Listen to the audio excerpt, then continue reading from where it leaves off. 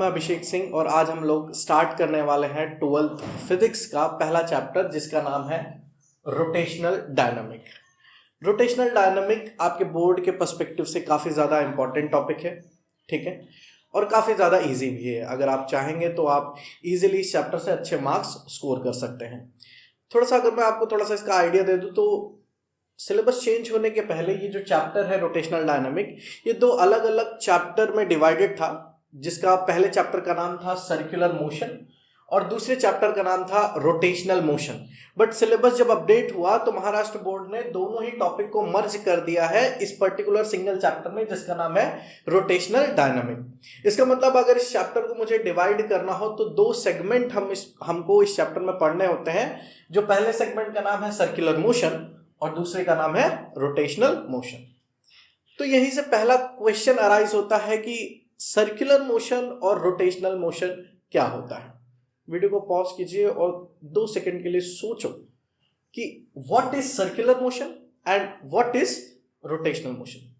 Pause किया, आपने चारों तरफ देखा, आपने पंखे का मूवमेंट देखा, जाओ भाग के जाओ और दरवाजा खोलो, दरवाजे को ओपन करके देखो और फिर डिसाइड करो। घड़ी का मूवमेंट देखो, घड़ी आप देख रहे होगे, आपका ध्यान गया घड़ी की तरफ, घड़ी देखो उसमें सुई घूम रही है, टक टक टक टक, करेक्ट। इन सारी मोशंस को आप कैसे डिफाइन कर पा रहे हो और क्या आपका ब्रेन इन सारे मोशंस को डिस्क्राइब कर पा रहा है कि इसमें से कौन सा रोटेशनल मोशन है और कौन सा सर्कुलर। जैसे ऊपर पंखा लगा हुआ है, आप पंखे को देखो, पंखा चल रहा है, फैन को जरा देखो, अब डिसाइड करके तुरंत गेस करो कि फैन का जो रोटेशन, फैन का जो मोशन है वो किसमें कंसीडर करो, रोटेशन मोशन में या सर्कुलर मोशन। दरवाजे को आपने ओपन किया, दरवाजे का जो मूवमेंट है वो कौन सा मोशन है, सर्कुलर या रोटेशनल। घड़ी का मूवमेंट क्या है। इन सारी चीजों का बहुत अच्छे से आपको क्लियरिटी इस चैप्टर में मिलने वाली है, ठीक है। चलिए डिस्कस करते हैं फिर सर्कुलर मोशन को हम कैसे डिफाइन करेंगे। सबसे पहले ये चीज समझ लो कि एक्सिस ऑफ रोटेशन क्या होता है। क्या समझना है हमको, axis of rotation, axis of rotation. Imagine करो कि अगर ये पेन है, ठीक, इस पेन को अगर मैं इस एक्सिस पे ऐसे मूव कराऊं, ऐसे इसी जगह पर ऐसे, ठीक, तो इस पेन का ये वाई एक्सिस क्या हो गया, एक्सिस ऑफ रोटेशन। अगर मैं इस पेन को ऐसे टिल्ट कर दूं और अब इसको ऐसे घुमाऊं तो अब इसका एक्सिस ऑफ रोटेशन क्या, कौन से डायरेक्शन में हो गया, अलोंग द एक्स एक्सिस। तो ये हमारा कौन सा, हॉरिजॉन्टल है, मतलब एक्स एक्सिस। मैंने शिफ्ट किया, वर्टिकल पे आया, मतलब ये हमारा कौन सा, वाई एक्सिस हो गया। तो एक्सिस ऑफ रोटेशन वो होता है जिसके अबाउट कोई भी मोशन हो रहा हो, ठीक है। अब बात करेंगे कि सर्कुलर मोशन को और रोटेशनल मोशन को हम कैसे डिफाइन करेंगे एक्सिस ऑफ रोटेशन को कंसीडर करते हुए, ठीक। मुझे एक बात बताओ, आप 10th से एक मोशन बहुत अच्छे से समझते आ रहे हो और वो मोशन क्या है, अर्थ का मोशन अराउंड द सन। तो हो क्या रहा है कि सन आपका एक जगह फिक्स है, सन हमारा यहां पे फिक्स कर दिया है मैंने, ठीक है। इसके चारों तरफ हमारी प्यारी धरती रिवॉल्व कर रही है, ठीक है। तो यहां पे मैंने अर्थ को बना दिया, तो ये हो गया हमारा सन और ये हो गया हमारा अर्थ, ठीक। अब सन एक जगह पर फिक्स है, किसके फ्रेम ऑफ रेफरेंस से, किसके पर्सपेक्टिव से, अर्थ के पर्सपेक्टिव से। अगर सन हमारा एक जगह फिक्स है तो मैं अगर सन के अराउंड एक एक्सिस ड्रॉ करूं, ठीक है, तो ये हो गया मेरा एक्सिस और इस एक्सिस के चारों तरफ कौन रिवॉल्व कर रहा है, अर्थ। इसका मतलब अगर कोई मोशन किसी एक्सिस के अबाउट हो रही हो, जैसे ये फिक्स है, ये एक्सिस है, तो ये मार्कर हो गया एक्सिस ऑफ सन। और ये जो मेरी उंगली है इसको आप इमेजिन करो कि ये अर्थ है और अर्थ सन के चारों तरफ घूम रही है, ठीक है। इस मोशन को हम लोग क्या बोलेंगे, सर्कुलर मोशन। इसको अगर डिफाइन करना हो तो ऐसे कैसे डिफाइन करेंगे, motion around any axis, motion around any axis. अगर किसी भी एक्सिस के चारों तरफ अगर कोई चीज एक 360 डिग्री का सर्कल फॉर्म करते हुए घूम रही है, ऐसे मोशन को हम लोग क्या बोलेंगे? Circular motion. सिंपल ना। अब हम लोग देखेंगे कि रोटेशनल मोशन क्या है। अब फिर से वही अर्थ वाला एग्जांपल लेते हैं।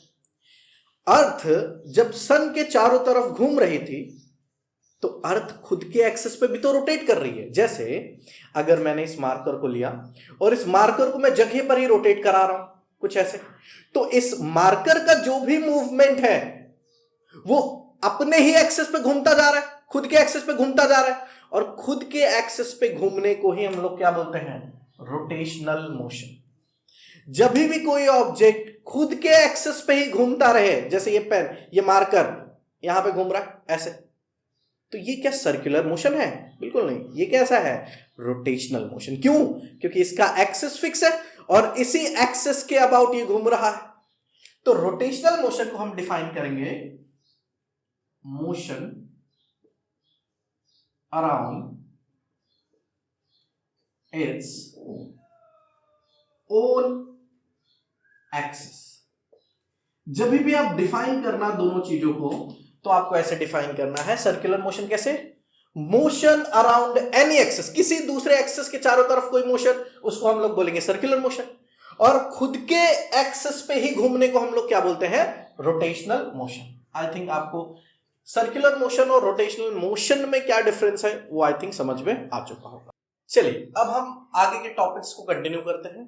ठीक है, अब स्टार्ट में हम चैप्टर का बिकॉज ऑफ पहला सेक्शन समझने वाले हैं सर्कुलर मोशन, तो पूरा डिटेल और डेप्थ में हम पढ़ेंगे पहले सर्कुलर मोशन। ठीक, चलिए यहां से स्टार्ट करते हैं।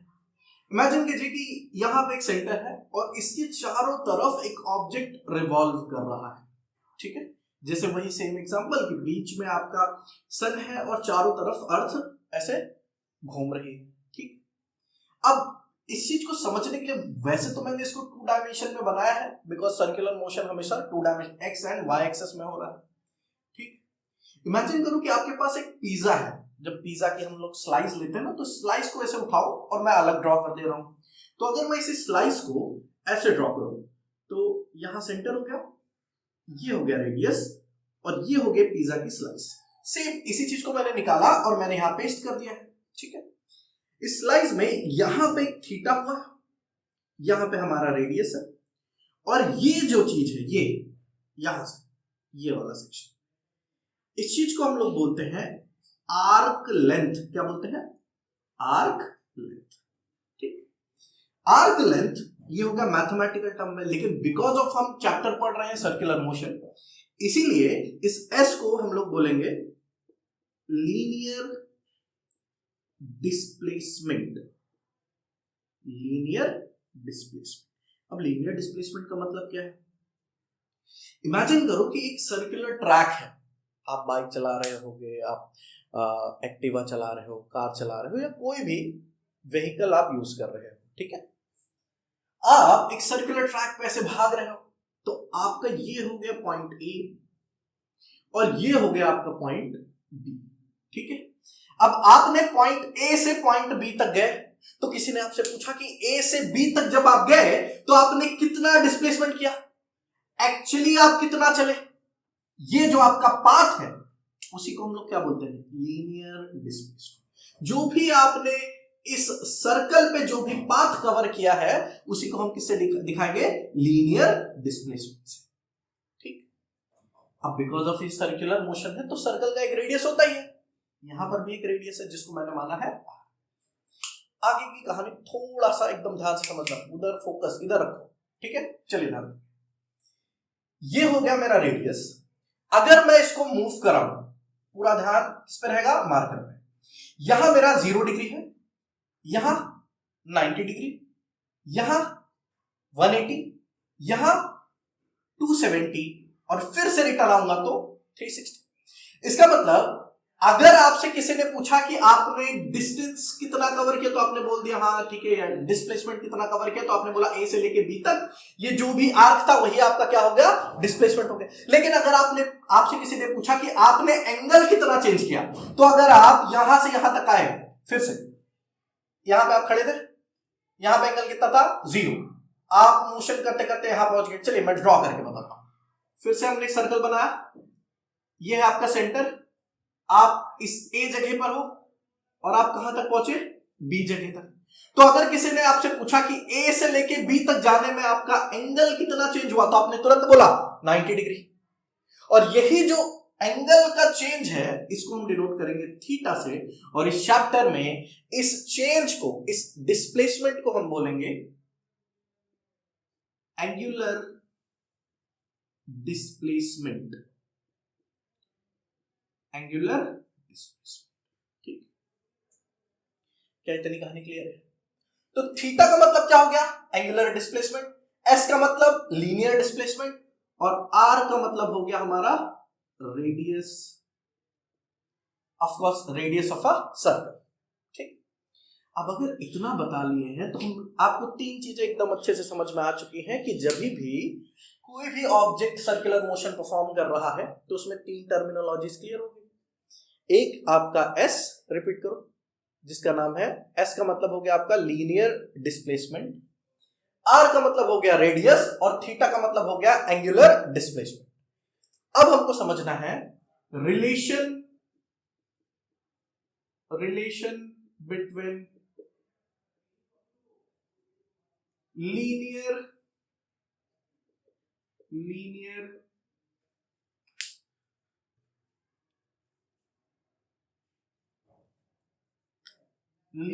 डिस्प्लेसमेंट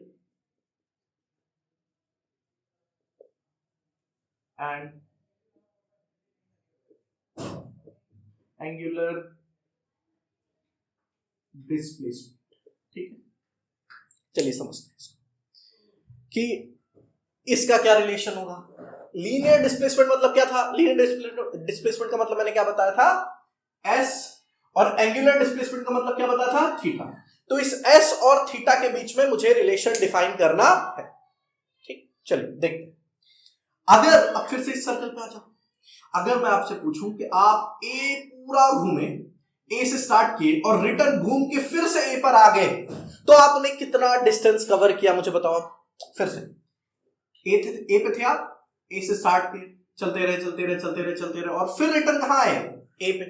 तो कोई आपसे पूछेगा कि आपने कितना डिस्टेंस कवर किया है, तो आप बोलोगे ये तो सर्कमफेरेंस ऑफ अ सर्कल है, और सर्कमफेरेंस ऑफ अ सर्कल किसके बराबर होता है, 2 पाई आर। किसके बराबर होगा, 2 पाई आर, ठीक। तो ये वैल्यू किसकी है, इसका मतलब आपने बोला फॉर कंप्लीट सर्कल एस की वैल्यू किसके बराबर होगी, 2 पाई आर। एस की वैल्यू देखो, ये पूरा चक्कर जब आपने लगाया तो लीनियर डिस्प्लेसमेंट कितना हुआ, सर्कमफेरेंस ऑफ सर्कल के बराबर, और इसकी वैल्यू क्या हो गई, 2 पाई आर, ठीक। ये हो गया हमारा पहले डायग्राम का कंडीशन। अब सेम एनालॉजी अगर आप सेकंड डायग्राम के लिए यूज करो, तो अगर पूरे सर्कल के लिए 2 पाई आर था, तो अगर मैं आधे सर्कल का बात करूं, मतलब यहां से स्टार्ट किया और पॉइंट सी तक अगर आया होता तो मेरा सर्कल आधा बनता। अगर पूरे सर्कल के लिए 2 पाई आर, तो आधे सर्कल के लिए पाई आर, ठीक। फिर मैंने पॉइंट बी तक आना था, देखो पूरे सर्कल के लिए 2 पाई आर, आधे सर्कल के लिए पाई आर। अब ये आधे का भी आधा है, इसका मतलब फिर से पाई का भी और आधा हो जाएगा, तो कितना हो जाएगा, पाई का आधा, पाई बाय 2 आर।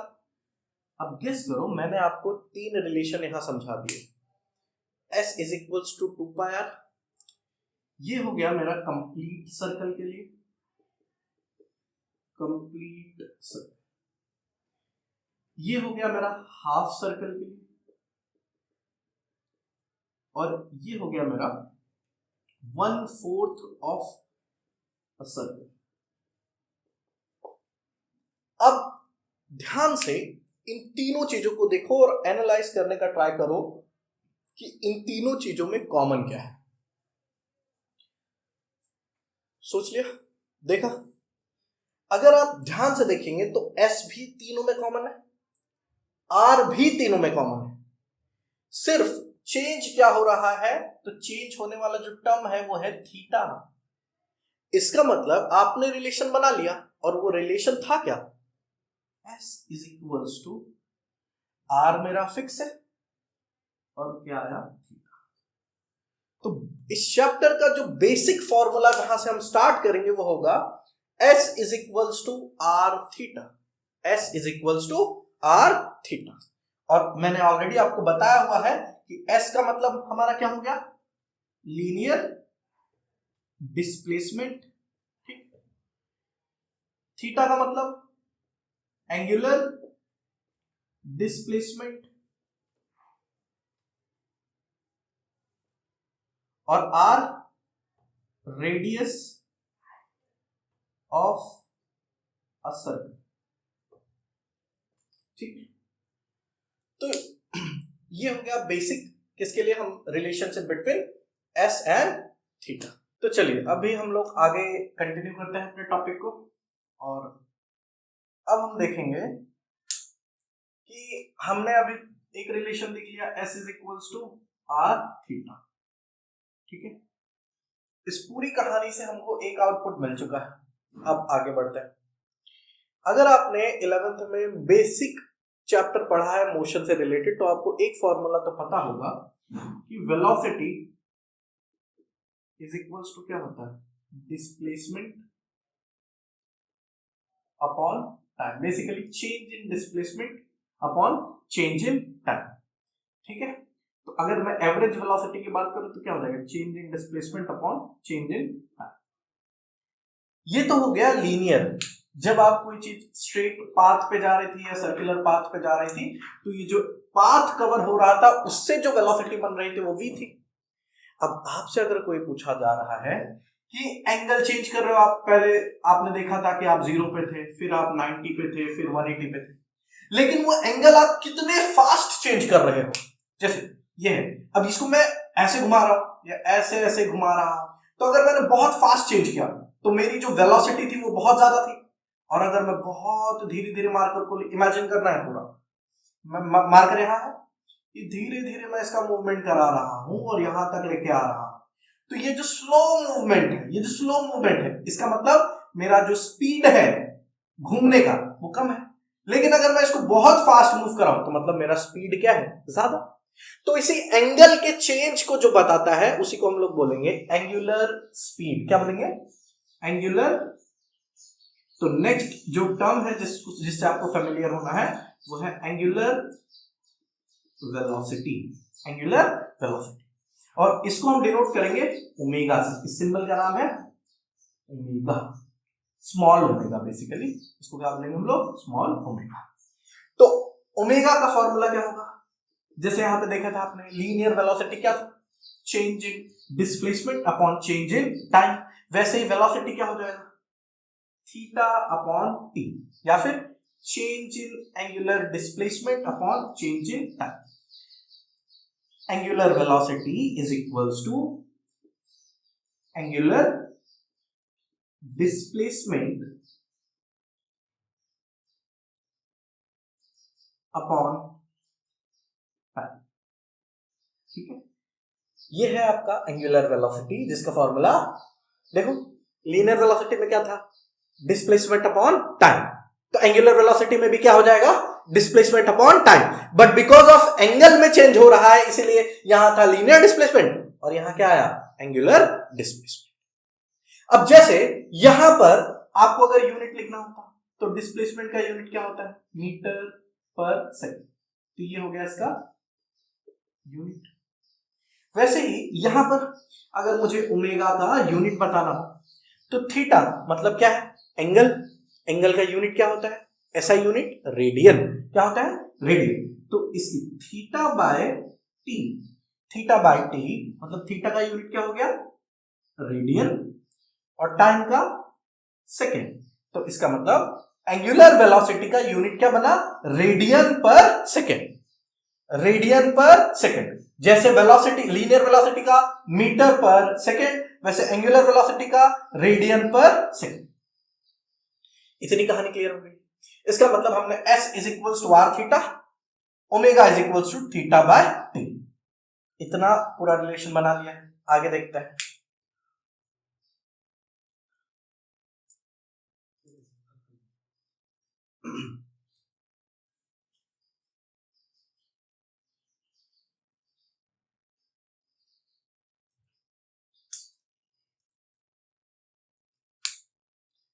अभी तक हमने देख लिया है omega is equals to angular displacement upon time, जिसकी यूनिट है रेडियन पर सेकेंड।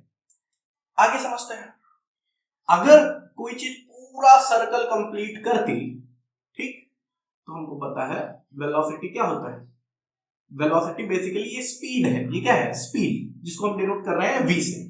तो क्या हो जाता, डिस्टेंस, और जब कोई चीज गोल घूमेगी तो टोटल डिस्टेंस कितना हो जाएगा, 2 पाई r अपॉन टाइम।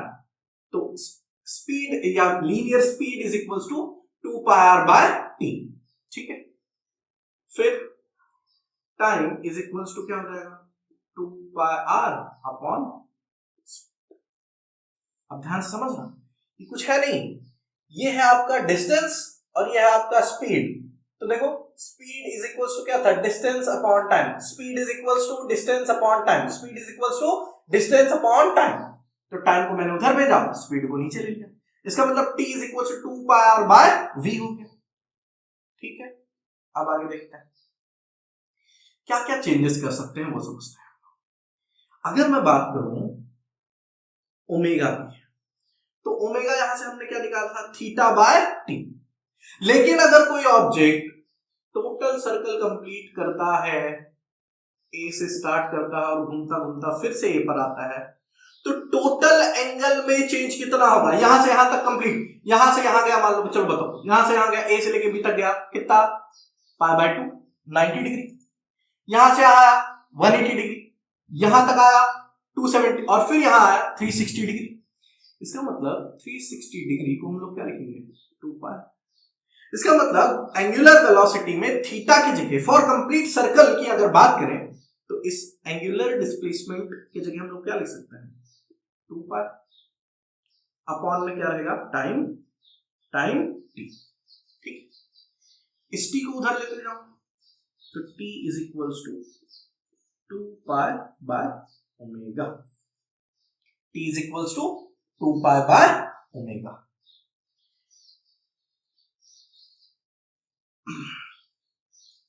ठीक है, अच्छा, क्या हमारे पास टाइम का ऑलरेडी वैल्यू है, टाइम का वैल्यू क्या है, 2 pi r by v।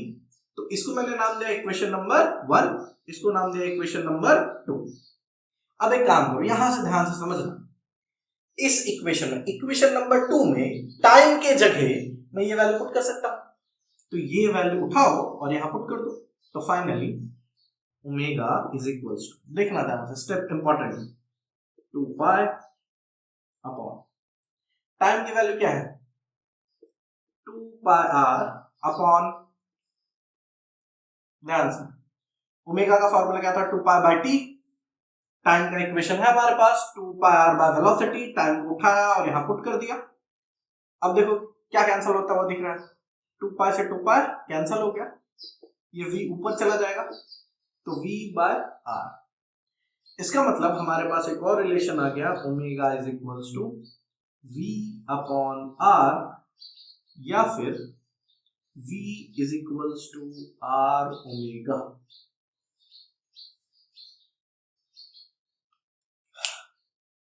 v क्या है, v है हमारा लीनियर वेलोसिटी, r क्या है, रेडियस ऑफ अ सर्कल, और ओमेगा क्या है, एंगुलर वेलोसिटी। तो फिलहाल इस पूरे टॉपिक का हमने दूसरा एक रिलेशन डिफाइन कर लिया, जिसको हमने बोला, पहला रिलेशन था s is equals to r theta, दूसरा रिलेशन हो गया v is equals to r omega. ठीक है, दो रिलेशन आ गए। अब हमने देखो, किसी भी मोशन को जब हम स्टडी करते हैं तो हमारे 2-3 गोल होते हैं कि हम पहले डिस्प्लेसमेंट का इक्वेशन निकाल लें, फिर वेलोसिटी का इक्वेशन निकाल लें, और फिर एक्सेलरेशन का इक्वेशन निकाल लें। फिलहाल हमने डिस्प्लेसमेंट निकाल लिया है, फिलहाल हमने वेलोसिटी निकाल लिया है, अभी बचा क्या है, एक्सेलरेशन बचा है। ठीक है, तो अब हम लोग देखेंगे कि इससे अगर एक्सेलरेशन निकालना हो तो वो कैसे निकालेंगे। तो हम नेक्स्ट वीडियो में बेसिकली टाइप्स ऑफ एक्सेलरेशन के बारे में बात करेंगे, क्योंकि वहां पे मल्टीपल टाइप के एक्सेलरेशन होंगे। तो नेक्स्ट वीडियो हमारा रहेगा types of acceleration in a circular motion के ऊपर। तो आई थिंक अगर आप इस वीडियो को देख के जाएंगे तो आपके लिए वो वीडियो काफी ज्यादा हेल्पफुल होगा। इस चैप्टर का आपको आउटपुट समझना है कि आपने क्या पढ़ लिया है, S is equal to R theta, V is equal to R omega. तो चाहिए तो आप एक बार इसका स्क्रीनशॉट ले सकते हैं। आज के लेक्चर का आउटकम देख लेते हैं एक बार कि क्या क्या हमने सीखा है। सबसे पहले हमने सीखा S is equal to R theta, और फिर हमने देखा V is equal to R omega. अभी आप टेंशन मत लो, इन सारी चीजों का जो डायरेक्शन है उसके लिए हम नेक्स्ट लेक्चर में बात करने वाले हैं। यहाँ पे v जो है वो कौन से डायरेक्शन की वेलोसिटी है, v और r का, इसका अभी तो ये स्केलर फॉर्म में है ना, इसका अभी हम लोग वेक्टर फॉर्म देखेंगे कि वेक्टर फॉर्म में ये क्या बताना चाह रहा है। और ये देखा हमने s is equal to R theta. s का मतलब, फिर से s का मतलब है आपका लीनियर डिस्प्लेसमेंट, r का मतलब रेडियस, थीटा का मतलब है एंगुलर डिस्प्लेसमेंट, v का मतलब है लीनियर वेलोसिटी, r का मतलब है रेडियस और ओमेगा का मतलब एंगुलर वेलोसिटी।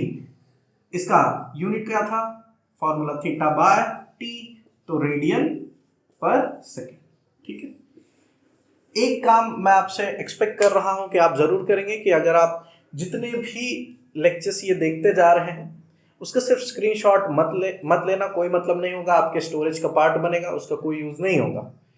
इससे बेटर है आप नोटबुक लेके रखें, वीडियोस को पॉज करके, अगर मैं हट जाता हूं तो जिस टाइम पे अगर मैं आपको बोल रहा हूँ स्क्रीनशॉट लेने, उस पर्टिकुलर टाइम पे आप नोट्स बनाते हुए सारी चीज़ें आगे कंटिन्यू कर सकते हैं, तब आपको चीज़ें समझने में काफ़ी ज़्यादा आसान रहेंगी। तो आज की वीडियो के लिए इतना ही। नेक्स्ट वीडियो में हम लोग एक्सेलरेशन के बारे में बात करेंगे। Thank you for your time.